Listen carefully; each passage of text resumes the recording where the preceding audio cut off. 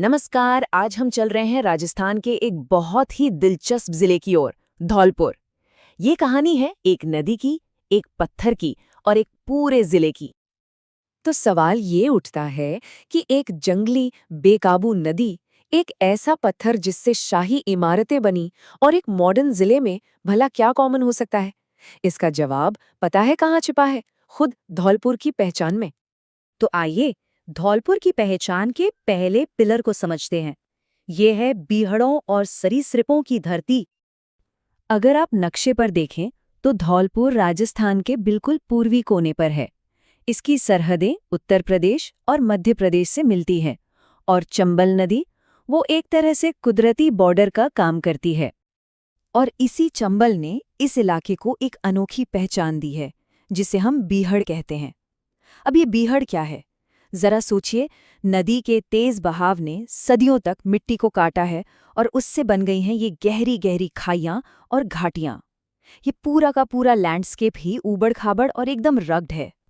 लेकिन ये बीहड़ कोई वीरान जगह नहीं है, बिल्कुल नहीं। ये तो असल में नेशनल चंबल सैंक्चुरी का एक बहुत जरूरी हिस्सा है और ये कई ऐसे जानवरों का आखिरी घर है जो विलुप्त होने की कगार पर हैं। हम बात कर रहे हैं गंभीर रूप से संकटग्रस्त घड़ियाल की, गंगा नदी की डॉल्फिन की और रेड क्राउन रूफ टर्टल जैसे दुर्लभ जीवों की।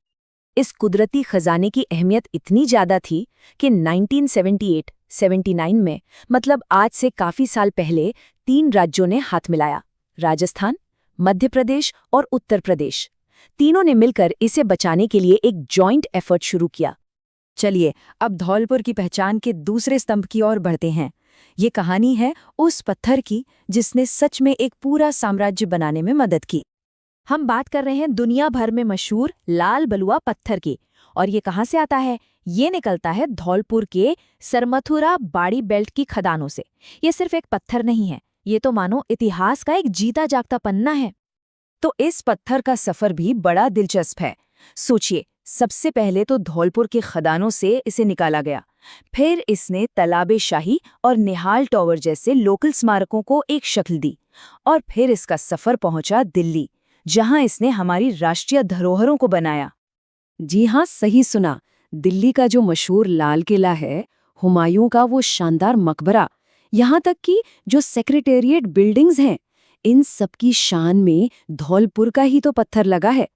ये धौलपुर की एक ऐसी छाप है भारत की वास्तुकला पर, जिसे कभी मिटाया नहीं जा सकता। तो हमने प्रकृति की बात कर ली, इतिहास की भी।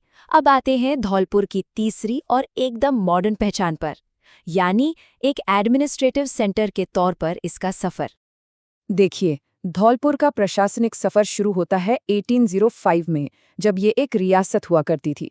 फिर 1949 में आज़ादी के बाद ये भारत का हिस्सा बन गई, और फिर वो तारीख आई 15 अप्रैल 1982, जब इसे भरतपुर से अलग करके आधिकारिक तौर पर एक जिले का दर्जा दिया गया।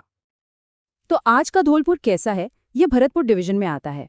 इसका एरिया करीब करीब 3000 स्क्वायर किलोमीटर है और यहाँ की लाइफ लाइन है चंबल और पार्वती जैसी नदियाँ।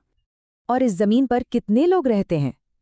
2011 की जनगणना के हिसाब से यहाँ की आबादी थी 12,06,516। और इस आबादी को अगर हम देखें तो इसमें पुरुषों की संख्या करीब 6.5 लाख थी और महिलाओं की आबादी लगभग 5.5 लाख के आसपास। तो अब वक्त है इन तीनों अलग अलग पहचानों को, यानी प्रकृति, पत्थर और प्रशासन को एक साथ जोड़ने का। देखते हैं कि ये सब मिलकर धौलपुर की क्या कहानी सुनाते हैं। यहीं पर धौलपुर की असली खासियत और इसका विरोधाभास सामने आता है। जरा सोचिए, एक तरफ तो ये लुप्त हो रही प्रजातियों के लिए एक पनाहगाह है और दूसरी ही तरफ ये देश के बड़े बड़े स्मारकों के लिए पत्थर की खदान है। एक तरफ जमीन को नदी ने अपनी मर्जी से तराशा है, तो दूसरी तरफ इंसानी शासन ने इसे एक प्रशासनिक केंद्र बनाया है। तो हम कह सकते हैं कि धौलपुर एक छोटा सा मॉडल है जो हमें दिखाता है कि कैसे प्रकृति का संरक्षण, हमारे संसाधनों का इस्तेमाल और सरकार, ये तीनों चीजें एक साथ चलती हैं और एक दूसरे को बैलेंस करती हैं। और ये सारी बातें हमें एक बहुत ही बड़े सवाल पर लाकर खड़ा कर देती हैं। धौलपुर का भविष्य कैसा होगा? क्या ये संरक्षण को चुनेगा या खनन को, या फिर इन दोनों के बीच कोई बहुत ही नाजुक सा संतुलन बनाने की कोशिश करेगा? खैर, ये एक ऐसा सवाल है जिसका जवाब तो हमें आने वाला वक्त ही देगा। अगर आपको ये वीडियो पसंद आया हो तो कमेंट करके ज़रूर बताएं और अगला टॉपिक क्या होना चाहिए वो भी हमें ज़रूर बताएं। आपका एक लाइक हमें और बेहतर और सटीक कंटेंट बनाने की प्रेरणा देता है। शेयर करें ताकि ये जानकारी हर उस छात्र तक पहुँचे जो अपने सपनों के लिए मेहनत कर रहा है। और सब्सक्राइब करें हमारे चैनल को, क्योंकि आपकी सफलता ही हमारा मिशन है। हम हर वीडियो में कोशिश करते हैं कि आपको वो जानकारी मिले जो परीक्षा में काम आए और जो आपको आत्मविश्वास दे। आप सभी का इस वीडियो को देखने के लिए दिल से धन्यवाद। मिलते हैं अगले वीडियो में। तब तक के लिए सीखते रहिए, बढ़ते रहिए और कभी हार मत मानिए। जय हिंद।